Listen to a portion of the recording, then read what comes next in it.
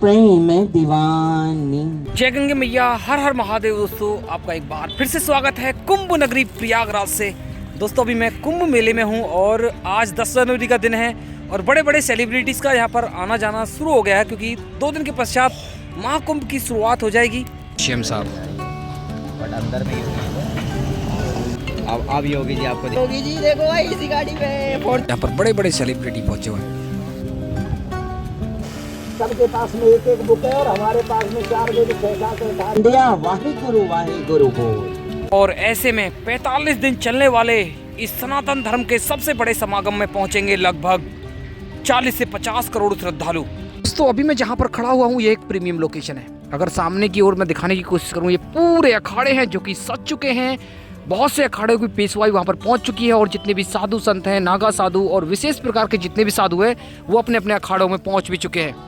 अगर आप सामने की साइड में देखेंगे, इधर है पवित्र संगम जहां पर गंगा, यमुना और विलुप्त सरस्वती संगम करती हैं और बड़ी संख्या में, करोड़ों की संख्या में श्रद्धालु उस स्थान पर पहुंचेंगे जो कि स्नान करेंगे। तो दोस्तों आज की जो वीडियो है बहुत ज्यादा इन्फॉर्मेटिव और बहुत ज्यादा अच्छी होने वाली, क्योंकि आज की इस वीडियो में हम आपको पूरी जानकारी देंगे 5 पवित्र घाटों की, जहां पर जाकर आप महाकुंभ के शाही स्नान और अमृत स्नान के समय स्नान कर सकते हैं। और साथ ही बात करेंगे 5 पवित्र स्थानों की जहां पर आप महाकुंभ के दौरान घूमने के लिए जा सकते हैं। और साथ ही साथ आपको बताएंगे जितने भी यहाँ पर साधु संतों के अखाड़े लगे हुए हैं उनमें से 5 सबसे प्रसिद्ध अखाड़े कौन कौन से हैं। तो दोस्तों वीडियो बहुत ज़्यादा इन्फॉर्मेटिव होने वाली है, वीडियो में लास्ट तक बने रहना। और साथ ही मैं आपको एक कॉम्प्लीमेंट्री इन्फॉर्मेशन भी देने वाला हूँ कि आप फ्री फूड कहाँ ले सकते हैं और फ्री में स्टे कहाँ कर सकते हैं। तो वीडियो बहुत ज़्यादा इन्फॉर्मेटिव है, वीडियो में लास्ट तक बने रहना। और हमें सपोर्ट करने के लिए और प्रयागराज महाकुंभ से ऐसी लेटेस्ट अपडेट देखने के लिए हमारे चैनल को सब्सक्राइब करके बेल आइकन दबा दें। दोस्तों भी बात कर लेते हैं उन 5 पवित्र घाटों की, जिन घाटों पर आप पूरे महाकुंभ के दौरान स्नान कर सकते हैं। इन घाटों में सबसे पहले नंबर पर आता है त्रिवेणी संगम, जहां पर संगम करती हैं 3 पवित्र नदियां गंगा, यमुना और सरस्वती। ये इतना पवित्र घाट है कि इस घाट पर शाही स्नान या अमृत स्नान वाले दिन करोड़ों की संख्या में श्रद्धालु स्नान करने के लिए पहुंचेंगे। जैसा कि आप देख पा रहे होंगे जितनी भी बोट जा रही हैं सभी संगम पर जा रही हैं श्रद्धालुओं को लेकर। लेकिन अभी तो हालात नॉर्मल है, 10 जनवरी का दिन है, लेकिन जैसे ही 13 और 14 जनवरी आएगी तो शाही स्नान यहाँ पर होगा और करोड़ों की संख्या में श्रद्धालु यहाँ पर पहुंचेंगे। वैसे वैसे यहाँ पर बहुत ज़्यादा ट्रैफिक बढ़ जाएगा। अगर आप भी मुख्य संगम पर स्नान करने के लिए जाना चाहते हैं, ऐसे में आपको भारी परेशानी का सामना उठाना पड़ेगा, क्योंकि बड़ी संख्या में श्रद्धालु बोट लेकर संगम पर पहुंचेंगे और वहाँ पर ना एकदम जाम जैसे हालात बन जाएंगे। आपकी जानकारी के लिए बता दूं, अगर आप संगम पर बोट लेकर जाना चाहते हैं तो आपको बोट संगम घाट, किला घाट, गौ घाट, सरस्वती घाट और अरेल घाट से आराम से मिल जाएगी, जिसके रेट अलग अलग हैं। देखिए ट्रैफिक बढ़ेगा तो उसके हिसाब से ना इसके रेट भी थोड़े थोड़े अलग हो जाएंगे। अगर आप सेपरेट जो बोट है वो बुक करना चाहते हैं तो उसके रेट अलग हो जाते हैं। तो आप रेट देख सकते हैं, गवर्नमेंट की तरफ से रेट फिक्स किए गए हैं, उसका चार्ट मैं आपको दिखा दूंगा, आप ये चार्ट देख सकते हैं। तो वैसे नॉर्मली यहाँ का जो रेट चार्ज है मैं आपको बता दूं, पर पर्सन 55 रुपये से लेकर 120 रुपये तक रहता है। वो दूरी के ऊपर डिपेंड करता है। अगर आप सेपरेट पूरी बोट को बुक करना चाहते हैं तो वो आपसे 1000, 1200, 1500 रुपये तक चार्ज करेंगे, क्योंकि शाही स्नान में करोड़ों की संख्या में श्रद्धालु पहुंचेंगे और ज़्यादा से ज़्यादा ये बोट वाले कमाई करने की कोशिश करेंगे। दोस्तों आपकी जानकारी के लिए बता दूं, त्रिवेणी संगम पर ही ना एक घाट बनाया जा रहा है जहां पर जाकर आप संगम पॉइंट पर स्नान कर सकते हैं। अगर यहां पर आप स्नान कर रहे हैं तो आपको यहां भी भारी भीड़ का सामना करना पड़ेगा। सबसे बड़ी इंफॉर्मेशन ये है, देखिए ये पूरा कुंभ है, एकदम साफ सुथरा, एकदम स्वच्छ कुंभ है। अगर आप कुछ भी गंदगी करते हैं प्लीज़ गंदगी को डस्टबिन में डालकर जरूर जाएं। दूसरी सबसे बड़ी अपडेट ये है कि अगर आप संगम घाट पर स्नान करने के लिए जा रहे हैं, चाहे बोट से जा रहे हैं चाहे पॉइंट पर जाकर स्नान कर रहे हैं, तो आपको जो चेंजिंग रूम है वो आपको घाट पर आकर ही मिलेंगे, जिसके लिए आपको कम से कम 200 मीटर चल के आना पड़ेगा, तभी आप कपड़े चेंज कर सकते हैं। ऐसे में आपको कपड़े चेंज करने के लिए थोड़ी सी परेशानी होगी। तो दोस्तों अभी हम बात कर लेते हैं दूसरे नंबर के घाट की, जो कि है अरेल घाट। ये एक पक्का घाट है जो कि संगम की दूसरी साइड में बना हुआ है। अरेल घाट एक वीआईपी घाट है। यहाँ पर जितने भी वीवीआईपी लोग आते हैं इसी घाट पर स्नान करते हैं, क्योंकि अरेल घाट ही एक ऐसा पवित्र घाट है जहाँ पर संगम करने के बाद आपको गंगा, यमुना और सरस्वती का जल मिलता है। आप अरेल घाट पर जाइए और आराम से स्नान करिए। अगर आप अरेल घाट से भी संगम पॉइंट पर जाकर स्नान करना चाहते हैं तो अरेल घाट से भी आपको बोट मिल जाती है, जिसके चार्जेस रहते हैं 75 रुपये पर पर्सन। अगर यहाँ से आप पर्सनली बोट हायर करना चाहते हैं तो उसके लिए आपको एक्स्ट्रा पेमेंट करना पड़ेगा। लगभग 800 से 1000 रुपये ये बोट वाले लेते हैं। दोस्तों आपकी जानकारी के लिए बता दूं, अगर आप संगम घाट से अरेल घाट पर जाना चाहते हैं तो आपको बहुत घूम के जाना पड़ेगा। कम से कम 4 किलोमीटर की आपको ट्रैवलिंग करनी पड़ेगी, उसके बाद आप अरेल घाट पहुंच पाएंगे। अरेल घाट नैनी साइड में पड़ता है। तीसरे नंबर की बात करें तो वो है किला घाट। आप किला घाट पर भी जाकर स्नान कर सकते हैं। किला घाट पर अगर आप स्नान करते हैं, अगर आपको संगम पर भारी भीड़ मिलती है तो आप किला घाट पर आराम से स्नान कर सकते हैं। वहाँ पर क्राउड थोड़ा सा कम मिलता है, लेकिन किला घाट पर आपको सिर्फ यमुना नदी में ही स्नान करना होगा। एक प्रकार से बोल सकते हैं किला घाट जो बना हुआ है वो यमुना नदी के तट पर बना हुआ है।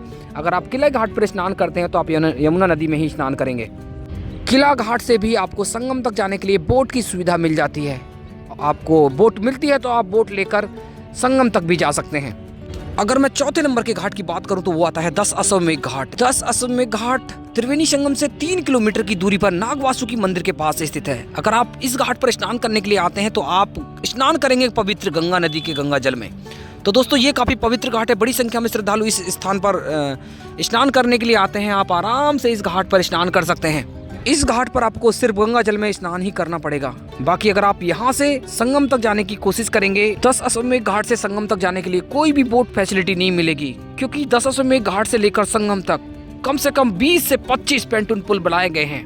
दोस्तों 5वें नंबर के घाट की बात करूं जहां पर आप जाकर स्नान कर सकते हैं, वो है गौ घाट। गौ घाट त्रिवेणी संगम से लगभग 2 किलोमीटर की दूरी पर अकबर पोर्ट की साइड में स्थित है। तो दोस्तों उस घाट पर भी जाकर आप स्नान कर सकते हैं। उस घाट पर आपको बहुत कम श्रद्धालु देखने के लिए मिलेंगे, क्योंकि वो त्रिवेणी संगम से थोड़ा दूर का घाट है।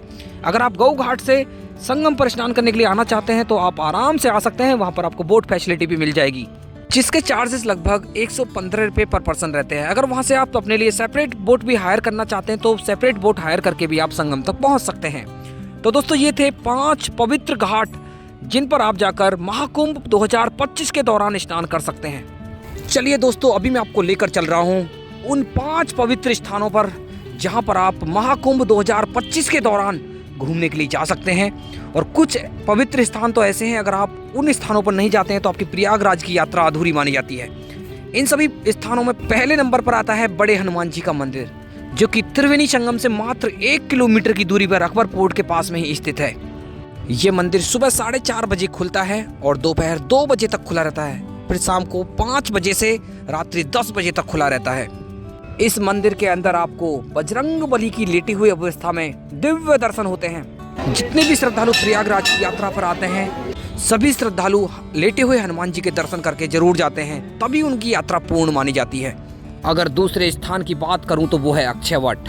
अक्षयवट त्रिवेणी संगम से मात्र 1 किलोमीटर की दूरी पर अकबर के किले में स्थित है। इस स्थान पर आपको अक्षयवट के साथ साथ पातालपुरी के भी दिव्य दर्शन होते हैं। आपको इस स्थान पर जरूर जाना चाहिए।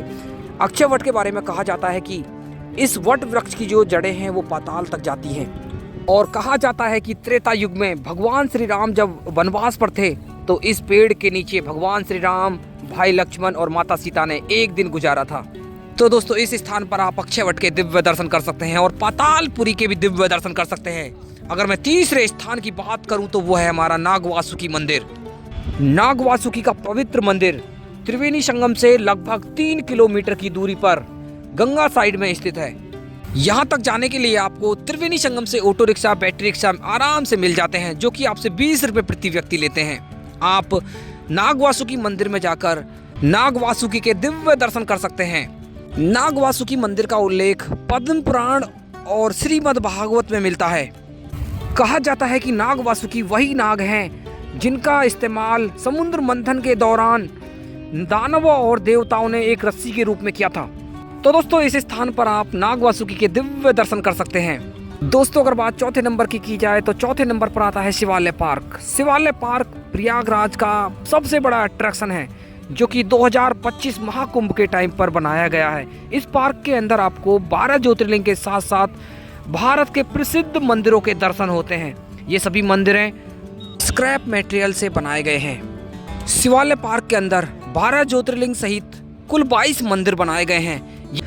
ये पूरा पार्क 10 एकड़ क्षेत्रफल में फैला हुआ है, जिसकी कुल लागत 20 करोड़ के आसपास है। शिवालय पार्क प्रयागराज का सबसे बड़ा आकर्षण है। अगर आप प्रयागराज महाकुंभ 2025 में आ रहे हैं तो आपको शिवालय पार्क जरूर घूमना चाहिए। हमारी लिस्ट में 5वां सबसे पवित्र स्थान है अलोपी संकरी शक्तिपीठ। अलोपी संकरी शक्तिपीठ त्रिवेणी संगम से लगभग 3 किलोमीटर की दूरी पर स्थित है। इस स्थान पर भी आप ऑटो रिक्शा, बैटरी रिक्शा से आराम से पहुंच सकते हैं।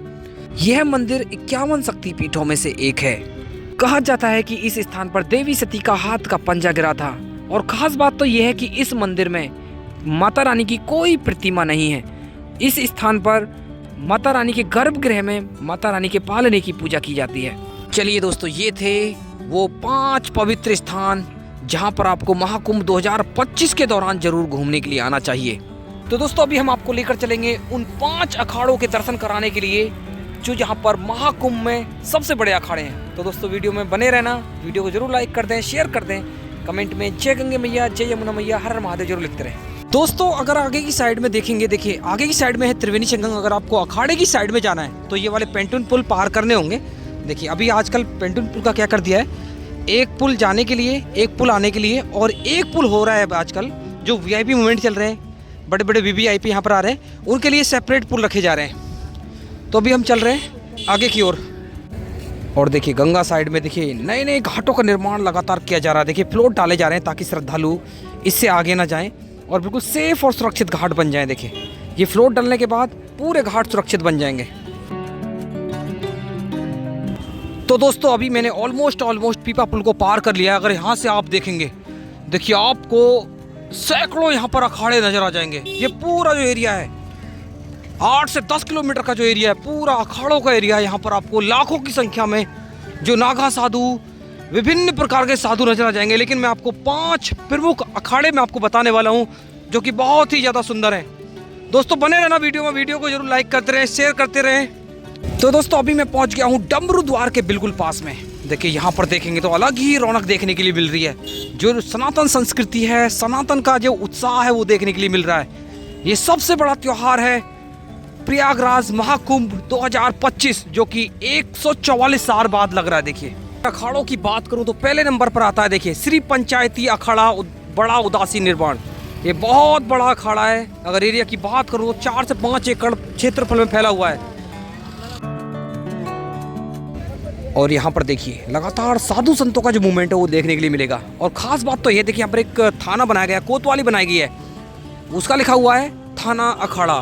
मतलब अखाड़ों के बीच में कोतवाली बनाई हुई है। और इस कोतवाली जो थाना है, इसकी रेस्पॉन्सिबिलिटी है, सभी जो अखाड़े हैं उनकी जिम्मेदारी इसी कोतवाली के अंडर है। और देखिए यहाँ पर ना काफ़ी जवान भी पोस्टेड किए गए हैं ताकि सभी अखाड़ों की सुरक्षा को ध्यान में रखा जाए। तो दोस्तों, ये है दूसरा सबसे बड़ा अखाड़ा। देखिए 10 नाम नागा सन्यासी पंचायती अखाड़ा महानिर्वाणी। देखिए इसके अंदर आप देखोगे तो इसके अंदर आपको हजारों नागा साधु मिल जाएंगे देखने के लिए। और वो भी ऐसे साधु जो आपको सिर्फ महाकुंभ में देखने के लिए मिलेंगे, अर्धकुंभ में देखने के लिए मिलेंगे। उसके बाद वो चले जाते हैं हिमालय में और ऐसे स्थान पर चले जाते हैं जहां आपको बिल्कुल भी देखने के लिए नहीं मिलेंगे।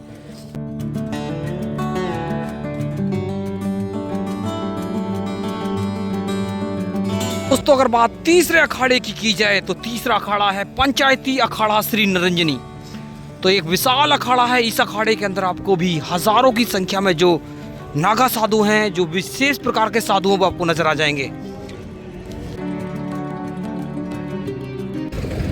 और दोस्तों, यहाँ पर जो भीड़ भाड़ हो रही है और यहाँ का जो माहौल है उसको देखकर ऐसा महसूस ही नहीं हो रहा है कि 1 महीने पहले और 15 दिन पहले ये एक गंगा नदी का ऐसा रेतीला स्थान था जहाँ पर कुछ नहीं था, सीधा बीहड़ था। लेकिन आज यहाँ पर सज चुके हैं सनातन धर्म के अखाड़े, पहुँच चुके हैं लाखों की संख्या में नागा साधु, विशेष प्रकार के साधु जो सालों से सनातन धर्म को आगे ले जाने के लिए विभिन्न प्रकार की तपस्याओं में लगे हुए हैं।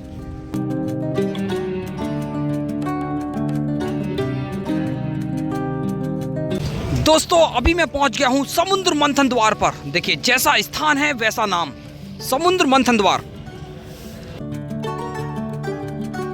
दोस्तों, अगर मैं चौथे सबसे सुंदर अखाड़े की बात करूं तो यह है श्री जगत गुरु भूदत्त राम देवाचार्य जी का अखाड़ा है। देखिए कितना सुंदर अखाड़ा है। यहाँ पर भी आपको हजारों की संख्या में जो साधु संत है, नागा बाबू है, उनके दर्शन हो जाएंगे। दोस्तों, अगर 5वें सबसे सुंदर अखाड़े की बात करूं तो वो है श्री कृष्ण देसी गौशाला हरिद्वार। ये हरिद्वार वालों का आश्रम है। देखिए कितना सुंदर और कितना भव्य आश्रम है। इसके अंदर भी आपको बड़ी संख्या में साधु संतों के दर्शन हो जाएंगे।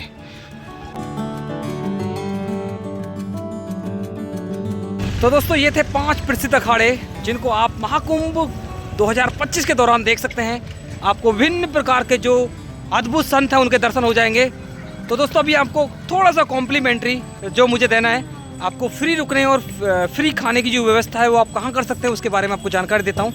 तो अगर आप महाकुंभ 2025 में आ रहे हैं, जितने भी महाकुंभ में सेक्टर बनाए गए हैं सभी सेक्टर में उत्तर प्रदेश सरकार तथा उत्तर प्रदेश टूरिज्म की तरफ से रैन बसेरे बनाए गए हैं, जहाँ पर आप 250 रुपये में नाइट स्टे कर सकते हैं। प्रत्येक रैन बसेरे के अंदर आपको 250 बेड मिल जाएंगे। कोई प्रॉब्लम नहीं है, सुरक्षित बेड है। वहाँ पर आप जाकर स्टे कर सकते हैं। बहुत सस्ते में आप वहाँ पर रात्रि विश्राम कर लेंगे। अन्यथा आप किसी कॉटेज या होटल में रुकने की सोच रहे होंगे, वहाँ पर आपको बहुत पैसे चुकाने होंगे। लगभग आपको 8 से 10 हज़ार रुपये में डबल बेडरूम मिलेगा। बहुत महंगाई है। अगर दोस्तों मैं आपसे फ्री भोजन की बात करूँ, ये जितना भी अखाड़े वाला एरिया है, जितने भी यहाँ पर अखाड़े लगे हुए हैं, प्रत्येक अखाड़े के अंदर अन्न क्षेत्र चलाया जा रहा है, फ्री भंडारा चलाया जा रहा है। आप किसी भी आश्रम के अन्न क्षेत्र में पहुंचकर निःशुल्क भोजन प्राप्त कर सकते हैं। तो दोस्तों देख सकते हैं श्रद्धालुओं का जो मूवमेंट है वो लगातार बढ़ रहा है और जैसे जैसे कुंभ नजदीक आएगा तो दृश्य कुछ और ही आपको नजर आएंगे। तो दोस्तों ये है ताज़ा अपडेट 10 जनवरी के दिन की। दोस्तों इन्हीं ताज़ा दृश्य और ताज़ा अपडेट के साथ ही आज की इस वीडियो को यहीं क्लोज करते हैं। मैं आशा करता हूँ वीडियो आपको अच्छी लगी होगी। अच्छी लगी तो वीडियो को लाइक करें, ज़्यादा से ज़्यादा शेयर करें। महाकुंभ से लगातार ऐसी वीडियोस देखने के लिए हमारे चैनल को सब्सक्राइब करके बेल आइकन दबा दें।